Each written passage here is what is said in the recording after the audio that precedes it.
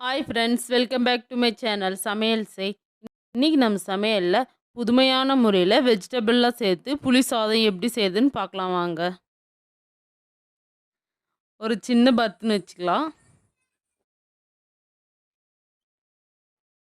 கொஞ்சம் காஞ்சதும் 4 table spoon எண்ணெய் சேர்த்துக்கலாம். எண்ணெய் சூடானதும் கரம் மசாலா சேர்த்துக்கலாம். அது கொஞ்சம் பொரிஞ்சு வந்ததும் காஞ்ச மிளகாய் சேர்த்துக்கலாம்.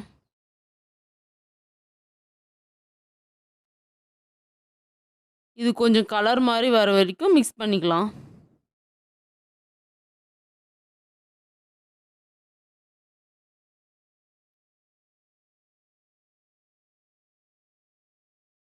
இது கூட வெட்டி வச்சுக்கிற சின்ன வெங்காயம் சேர்த்துக்கலாம்.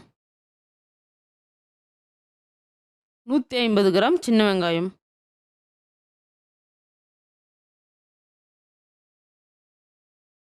பாருங்கள், இந்த அளவுக்கு வதங்கினதும் நம்ம இடித்து வச்சுக்கிற பூண்டு, இது கூடவே இஞ்சி பூண்டு பேஸ்ட்டுக்கு 1 டீஸ்பூன் சேர்த்துக்கலாம்.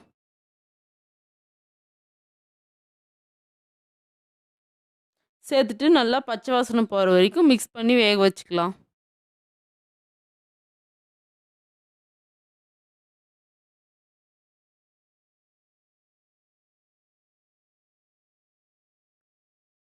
நல்லா தீயாமல் மிக்ஸ் பண்ணிக்கினே இருங்க. பாருங்கள், இந்த அளவுக்கு வதங்கினதும் பிரியாணி இலை சேர்த்துக்கலாம். நான் 6லேருந்து 7 பிரியாணி இலை சேர்த்துக்கிறேன்.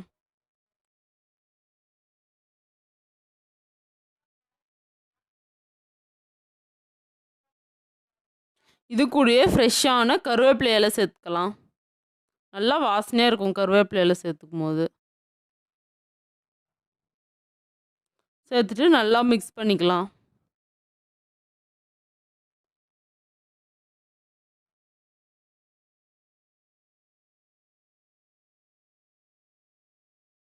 நல்லா வதங்கினதும் 1/2 கிலோ தக்காளி கட் பண்ணி வச்சுக்கிறேன், அதை சேர்த்துக்கலாம்.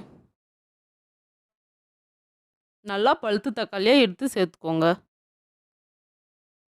சேர்த்துட்டு நல்லா மிக்ஸ் பண்ணிக்கலாம்.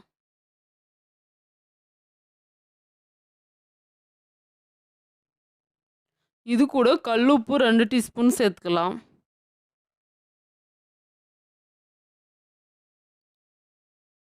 சேர்த்துட்டு நல்லா மிக்ஸ் பண்ணி தக்காளி நல்லா சாஃப்டாக வர வரைக்கும் வேக வச்சுக்கலாம்.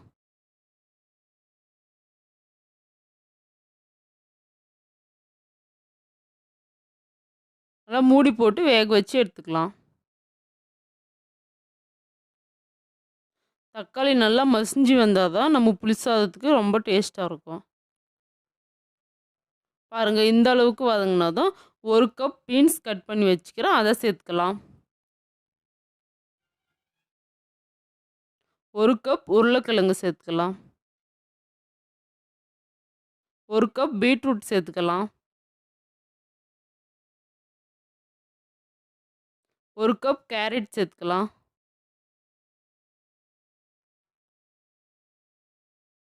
1 கப் சோயா பீன்ஸ் சேர்த்துக்கலாம். சேர்த்துட்டு நல்லா மிக்ஸ் பண்ணிக்கலாம்.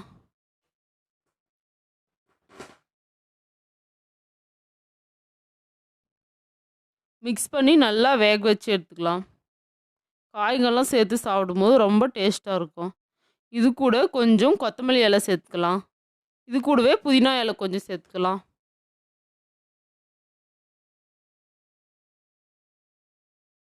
சேர்த்துட்டு நல்லா மிக்ஸ் பண்ணிக்கலாம். நல்லா பிரியாணி மாதிரி வாசனையாக இருக்கும். மூடி போட்டு காய்கறிகள்லாம் நல்லா வேகிற வரைக்கும் வேக வச்சு எடுத்துக்கலாம்.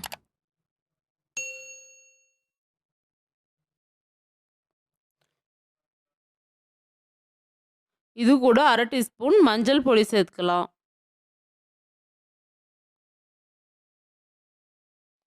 சேர்த்துட்டு நல்லா மிக்ஸ் பண்ணிக்கலாம்.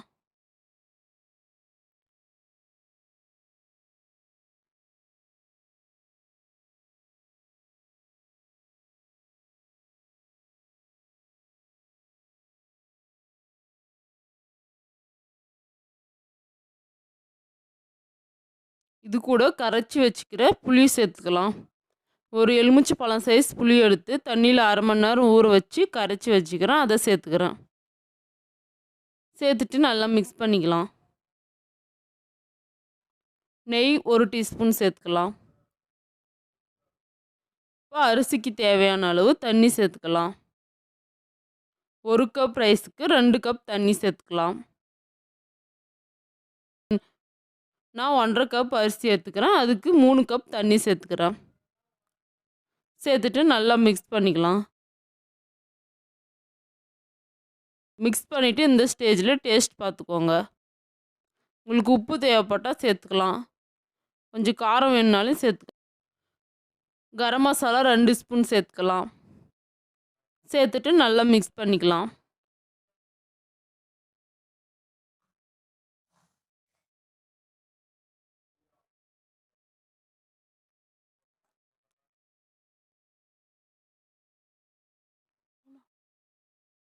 நல்லா காய்கறிகள்லாம் வெந்து கொதித்து வரும்போது அரிசி சேர்த்துக்கலாம்.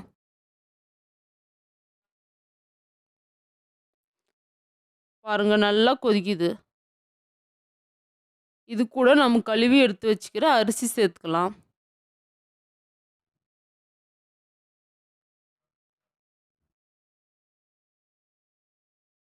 தண்ணி இல்லாமல் வடித்து சேர்த்துக்கோங்க. சேர்த்துட்டு நல்லா மிக்ஸ் பண்ணிக்கலாம்.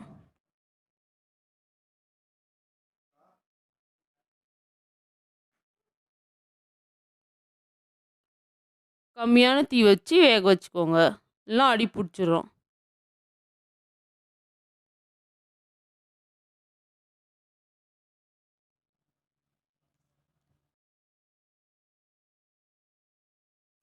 நல்லா பிரியாணி செய்கிற வாசனை வரும்.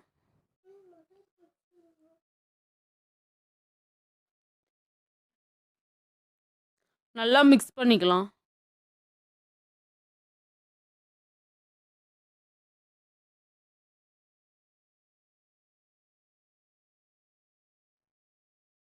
நல்லா கொஞ்சம் கொஞ்சமாக சேர்த்து மிக்ஸ் பண்ணிக்கலாம்.